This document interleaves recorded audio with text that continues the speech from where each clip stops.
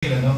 Paano, pag may kalokohan talagang ganon, malamang sa hindi, ma-outload yung ating mga proyekto. Again, babalik ko sa napaka-seryosong problema ng ating bansa. No? Nauwi tayo lagi sa usapan, maski saan tayo mag-abot sa barbershop, maski abroad. Ano ba yung usapan natin? Problema ng Pilipinas, problema ng corruption. So, kailangan talaga matigil yung corruption para umusad na yung ating mga infrastructure projects, mga livelihood programs. Ito lagi talaga yung bumabara sa ating pag-progress as a country.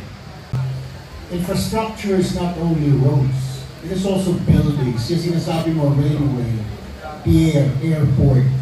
Hindi. Pag nagsumite kasi sa National Expenditure Program, tignan mo doon, puro kalsada.